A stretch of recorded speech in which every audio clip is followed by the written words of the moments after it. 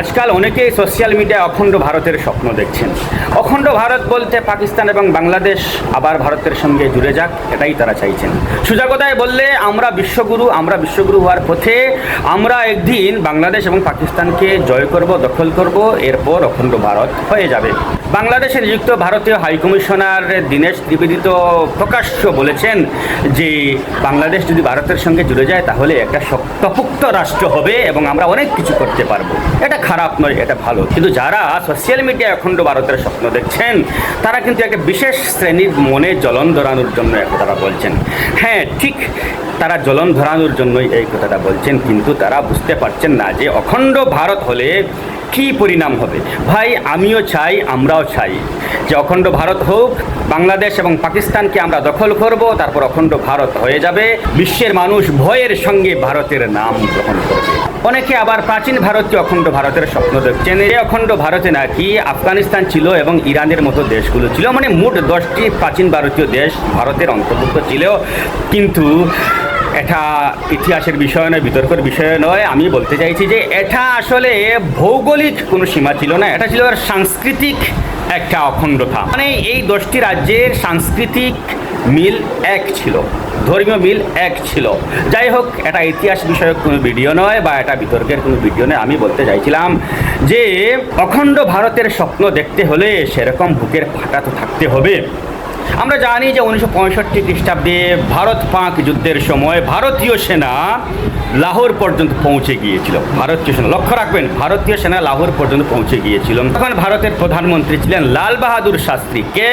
লাল বাহাদুর শাস্ত্রী। কিন্তু আমরা তো সেটাও পারছি না। আমরা মোটামুটি বিশ্বগুরু হওয়ার পথে, বিশ্বগুরু হওয়ার জন্য আমাদের দেশের প্রধানমন্ত্রী গলত ঘর্ম প্রচেষ্টা করে চলেছেন। তিনি বিদেশে পড়ে রয়েছেন দিনের পর দিন ভারতকে বিশ্বগুরু বানানোর জন্য। এটা ভালো দিক, আমরা গর্বিত বোধ করছি আমাদের দেশের প্রধানমন্ত্রীর জন্য। কিন্তু পাকিস্তানকে আর বাংলাদেশকে কীভাবে জোড়া যাবে যদি আমাদের সেই হিম্মত না থাকে, যে হিম্মতটা যদি আমরা জোগাড় করতে না পারি। আমাদের দেশের প্রধানমন্ত্রী সেই হিম্মতটা জোগাড় করার চেষ্টা করে চলেছেন। লাল বাহাদুর শাস্ত্রী কিন্তু পৌঁছে গিয়েছিলেন লাহোর পর্যন্ত, মনে রাখবেন। কিন্তু এটা অখণ্ড ভারত বলতে আরেকটা নেতিবাচক দিক রয়েছে, ক্ষতিকর দিক রয়েছে। যে ভাই, আপনারা এই দেশের একটা শ্রেণীর মানুষদের বলে থাকেন জেহাদি। আসলে তারা জেহাদি নয়। কিন্তু আমি পাকিস্তান এবং বাংলাদেশের মানুষকে নিয়ে বা বাংলাদেশের অধিকাংশ বা পাকিস্তানের অধিকাংশ মানুষকে নিয়ে যে শব্দটা প্রয়োগ করতে চাইছি সেই শব্দটা আমি এখানে প্রয়োগ করতে পারবো না। এখানে সোশ্যাল মিডিয়া তার গাইডলাইন ভায়োলেশনের কারণে আমাকে ভ্যানিশ করে দিতে পারে, যার কারণে এই শব্দটা আমি বলছি না। সংক্ষেপে আমি একথাটা আপনাদের হিন্টস দিচ্ছি যে পাকিস্তান এবং বাংলাদেশের মানুষ সম্পর্কে আপনাদের ভালো জানা আছে, ভালো ধারণা রয়েছে। প্রকৃতপক্ষে ভারতের যে সমস্ত মানুষকে আপনারা জেহাদি বলেন তারা জেহাদি নয়। জেহাদি কারা বুঝে নিন আপনি। যাই হোক, তো আপনি কেন এই ফ্যাসাদটাকে আবার ডেকে আনার চেষ্টা করছেন?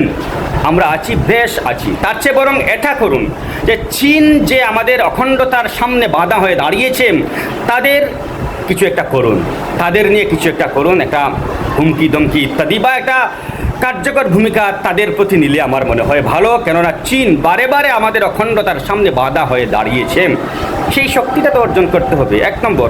দ্বিতীয় পয়েন্ট হচ্ছে যে এই যে অখণ্ডতা রয়েছে আমাদের দেশে, সেই অখণ্ডতাকে আগে অক্ষুণ্ণ রাখুন, রক্ষা করার চেষ্টা করুন। এই যে অখণ্ডতা, একটা বিশাল ভারতবর্ষ, একে আবার টুকরো করার চেষ্টা করবেন না। একটা শ্রেণীর মানুষের দবদবানি, একটা শ্রেণীর মানুষের তৎপরতা দেখে, তাদের প্রচারণা দেখে মনে হয় এই ভারতটা বুঝি কয়েক টুকরোতে পরিণত হয়ে যাবে। মণিপুরের কী অবস্থা? প্রত্যেকটা স্টেটকে, প্রত্যেকটা রাজ্যকে আগে একত্র করার চেষ্টা করুন, প্রত্যেকের মানসিকতাকে আগে বোঝার চেষ্টা করুন, কাজ করুন, যাতে আমরা যারা আছি তারা একত্র হই, যাতে আমাদের মধ্যে যাতে আবার বাটোয়ারা না হয়। এটা হবে অখণ্ড ভারত। অখণ্ড ভারতের স্বপ্ন না দেখে বরং এই অখণ্ডতাকে রক্ষা করার চেষ্টা করুন। অনেকে আবার প্রাচীন ভারতীয়, যেমন এই ভাই প্রাচীন ভারতীয় অখণ্ড ভারতের স্বপ্ন দেখছেন, যেখানে নাকি 10টি রাষ্ট্র ছিল। এই 10টি রাষ্ট্রের মধ্যে আফগানিস্তান এবং ইরানও ছিল। আরে ভাই, কি দরকার এই বিপদটা ডেকে আনার? আফগানিস্তানের মানুষ সম্পর্কে আপনার ধারণা আছে, ইরানের মানুষ সম্পর্কে আপনার ধারণা আছে। আমি আগেও বলেছি যে এটা অখণ্ডতা ছিল না, ভৌগোলিক বা ভূ রাজনৈতিক অখণ্ডতা ছিল না, এটা ছিল সাংস্কৃতিক অখণ্ডতা, এটা ছিল ধর্মীয় অখণ্ডতা। কেননা এই 10টি রাষ্ট্রের মানুষের সংস্কৃতি, ধর্মীয় ভাবধারা মোটামুটি একই ছিল। এই অখণ্ডতাকে বলা হয়েছে। এখানে ভূ রাজনৈতিক অখণ্ডতা নয়, এটা মাথায় রাখবেন।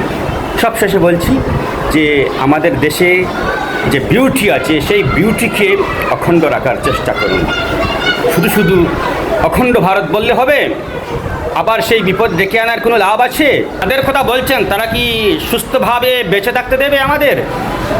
তাই এটা বাদ দিন, সুস্থ সুন্দর থাকার চেষ্টা করি আমরা। ধন্যবাদ।